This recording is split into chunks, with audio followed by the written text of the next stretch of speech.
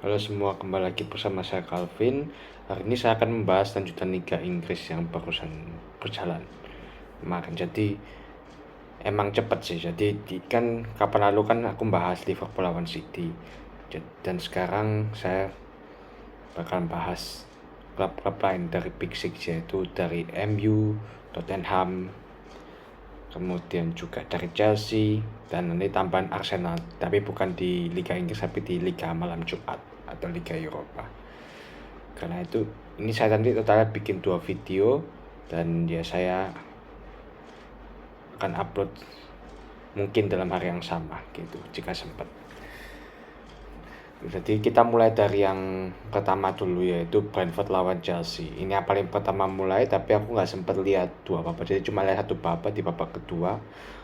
Babak pertama saya lihat dari highlight. Kalau lihat dari babak pertama itu lebih berimbang. Jadi dua tim mempunyai peluang, tapi maksudnya Brentford dapat peluang duluan, tapi Kepa kiper Chelsea tampil luar biasa. Setidaknya dia melakukan 2 save. Dan Chelsea dapat beberapa peluang tapi masih gagal. Aku lupa entah karena di save sama kipernya Brentford atau bukan. Aku lupa. Di babak pertama yang pasti 0-0. Di babak kedua yang saya lihat ini Chelsea bermain lebih baik.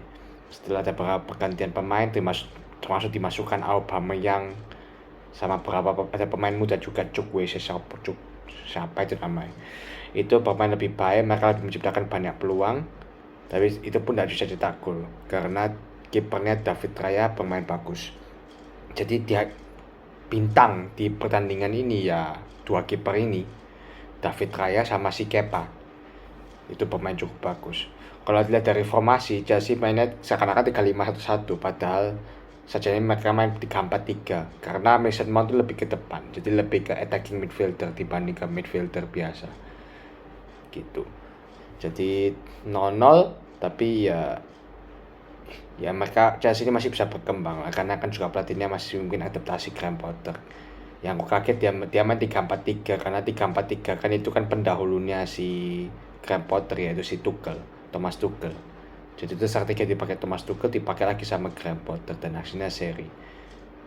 Ya mungkin dia masih adaptasi, ya dia masih mencoba mencari meramu formasi terbaik, makanya dia bahkan coba formasi lama yang dipakai Tuchel gitu, si Potter. Kita berlanjut ke Big Match lah, itu aja ya, MU lawan Tottenham. Nah ini aku pikiran pertama berimbang, ternyata enggak. Jadi dari babak pertama MU itu sudah mendominasi, menyerang-nyerang terus, tapi tetap 0-0. Kenapa? Karena Lloris, murni karena Lloris. Jadi Morris itu kipernya Tottenham, betul. Jadi Hugo Lloris itu tampil sangat luar biasa. Kalau nggak salah di babak pertama itu sekitar 5-6 save itu dia. Jadi Tottenham itu benar-benar digempur. Dan Tottenham itu cuma dapat satu peluang dari Harry Kane, yang itu pun ditepis di Gea. Jadi istilah Tottenham itu betul-betul seakan-akan dianggap gak ada gitu loh. Jadi betul-betul MU itu bermain pressing, bermain bagus, menciptakan banyak peluang, tapi gagal karena Lloris. Di babak kedua nggak lama berselang 2 menit itu dia dapat gol akhirnya MU dari Fred, itu pun deflect, kena deflect pemain Tottenham, aku lupa siapa, dan gol. Ya Lloris nggak bisa apa-apa karena bolanya kan berubah arah, jadi kaget kipernya. Kemudian setelah itu Lloris pun lakukan save lagi. Jadi gila nih kiper, luar biasa, save lagi. Kane sempat dapat peluang, di babak kedua cuma offside gitu. Dan kemudian ternyata MU tak bisa dapat gol lagi lewat golnya Bruno. Itu golnya itu bagus golnya. Jadi golnya itu Bruno yang posisi bebas di kotak penalti, dia menendang bola melengkung ke atas gawang di kanan. Jadi itu gol yang luar biasa. Itu kiper manapun tidak bisa, itu susah. Jadi emang layak 2-0.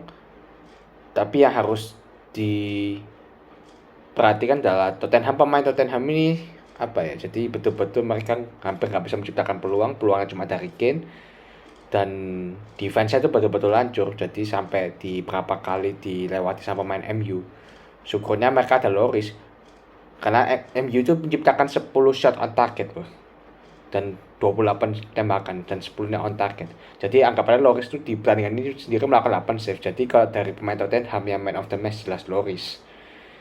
Jelas ini kiper lagi ya istilah banyak kesetanan. Jadi syukurnya Tottenham cuma bisa kebobolan 2 gol, nggak lebih. Tottenham harus berterima kasih sama Lloris. Dan ya penyerangnya cuma Kento yang kelihatan, Sonnya nggak kelihatan sama sekali. Jadi istilah dikantongin lah Son. Yakin dia juga ya bisa dibilang dikantongin juga karena dia cuma dapat 1 peluang. Jadi anggapannya pemain Tottenham attackernya itu benar-benar dikantongin gitu. Dan ya kemenangan ini kalau nggak salah MU sangat terkalahkan dalam 5 laga ya kalau nggak salah. Jadi cuma kalah lawan Man City itu, aku lupa. Jadi ini maksudnya nggak kalah di kandang gitu. Dia lebih tepat sih. Kemudian terakhir di Liga malam Jumat atau Liga Eropa yaitu Arsenal lawan PSV. Ini pertandingan saya prediksi sangat seru. Kenapa? Karena PSV pun lagi cukup oke dan ya ada Cody Gakpo. Ini kan pemain incarannya MU juga sebelumnya. Tapi tetap akhirnya dia bertahan di PSV lawan Arsenal. Arsenal ini sejatinya di babak pertama ternyata sudah mendominasi. Tapi masalahnya finishingnya mereka buruk banget. Jadi mereka ada beberapa peluang tapi banyak yang melenceng gitu, melenceng ke maksudnya keluar dari gawang, atau kalau ke gawang pun tendangannya pelan jadi bisa diselamatkan oleh kiper. PSV cuma dapat 1-2 peluang lah karena emang passingnya buruk, tapi mereka berapa kali mengancam, maksudnya dari pergerakannya mengancam Arsenal. Jadi emang Arsenal sudah counter attack-nya. Di babak kedua ternyata Arsenal akhirnya bisa cetak gol lewat Granit Xhaka. Tendangan volley-nya di menit berapa gitu aku lupa. Itu setelah dimasukkan Odegaard. Nah bagi dia sudah pemain kreatif akhirnya bisa cetak gol 1. Tapi harusnya Arsenal bisa menang lebih. Karena di babak kedua pun mereka menciptakan banyak peluang tapi gagal. Bahkan ada yang sudah berhadapan bebas. Kipernya PSV sudah posisinya nggak enak tapi kita tetap gol. Tetap gak gol. Jadi ya finishingnya kali ini maksudnya cukup buruk gitu. Walaupun istilahnya Arsenal dapat ya ugly win lah. Jadi 1-0 tapi harusnya mereka bisa menang lebih. PSV tidak dapat banyak peluang ternyata juga. Jadi Cody Gakpo istilahnya juga agak dimatikan. Nah, seberapa kelihatan juga. Dan ya Arsenal bersyukur juga dapat defense yang cukup bagus. Makanya mereka bisa menangkan pertandingan ini kan walaupun sudah cetak 1 gol karena mereka nggak kebobolan gitu. 1-0 memang layak dan harusnya Arsenal bisa lolos ya. Aku lupa Arsenal lolos atau enggak karena mereka sisa sapu bersih kalau nggak salah di pertandingan di Europa League ini gitu.